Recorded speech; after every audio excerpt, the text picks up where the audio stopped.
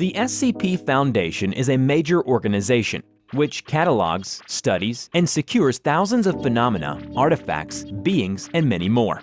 The SCP here is an abbreviation of Secure, Contain, and Protect.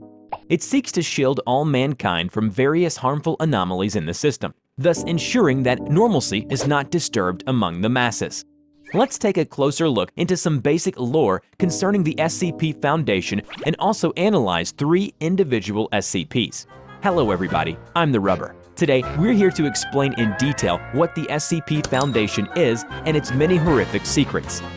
To put it in layman's terms, SCP Foundations are essentially a form of a collaborative wiki, which allows users to add new stories continually, which are based within that specific universe. Individual wiki articles usually detail some manner of creatures or phenomenon, and also talking about the security procedures used to contain it. An individual SCP may reference other web pages as well, which helps maintain a kind of consistency within the universe. Most articles of this nature contain several shared features, including the use of redactions, witnesses, testimonies, security protocols, object classification, and many other such items.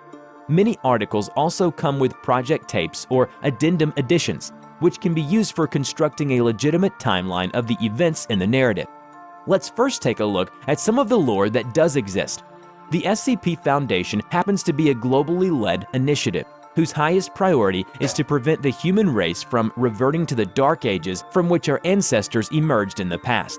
As a result, the Foundation's actions may seem cold to others, since lives aren't valued as much when they stand in the way of the SCP Foundation's objectives. However, they do create a net positive effect on the world. Whether through containment, destruction, or at least research and understanding, the Foundation deals with these anomalies in an attempt to protect humans from its effects. Every anomaly gets a unique containment procedure assigned to it. For instance, the procedure that seeks to counter an anomaly is termed an SCP, which is followed by a number as well. An example of this would be SCP-001. Most anomalies do not require any high maintenance. Some can even walk around in public places. However, some are accessible only to the highest level of Foundation personnel and must be given the highest level of monitoring or control, such as being placed in a concrete wall several meters below the ground. The Foundation owns several hundred facilities. Some are at sub-ocean levels, whereas there's already one operational on the Moon's surface. SCPs have been classified into different categories, depending on a variety of factors. First, we have safe-level objects, and they have little risk of escaping. The second is Euclid, which means that the SCP is still not fully understood or its nature is unpredictable. So basically, Foundation personnel cannot predict when the SCP will suddenly try to escape, or whether the current containment procedures can really control it. The third category we have Keter objects, which are both almost impossible to contain and represent a major threat to human life. However, an object classified as safe does not mean that it is not dangerous. It merely means that the object has little risk of escaping from its containment procedure.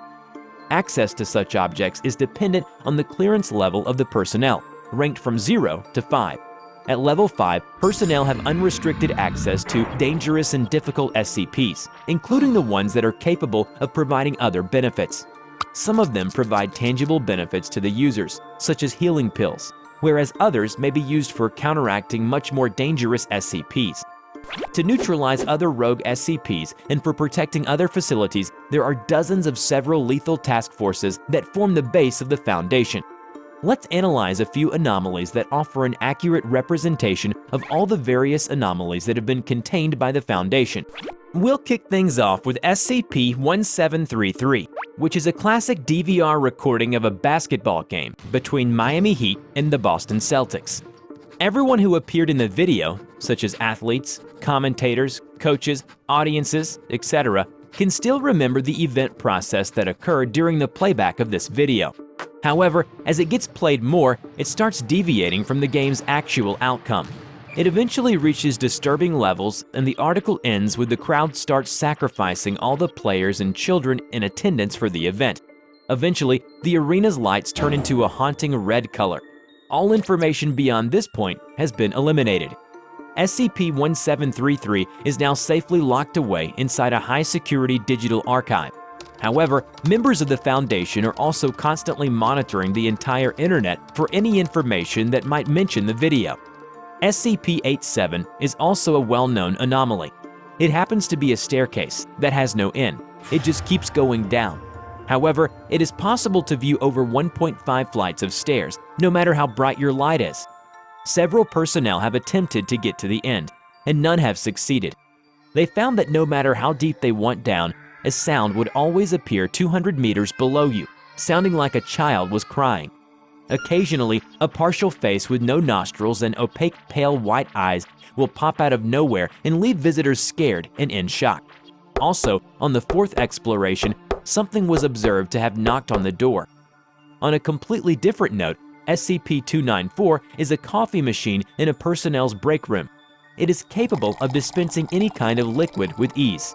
So, one of the most famous examples of the beverages made by this coffee is that the user ordered a drink called Joe and wanted to see what it would do.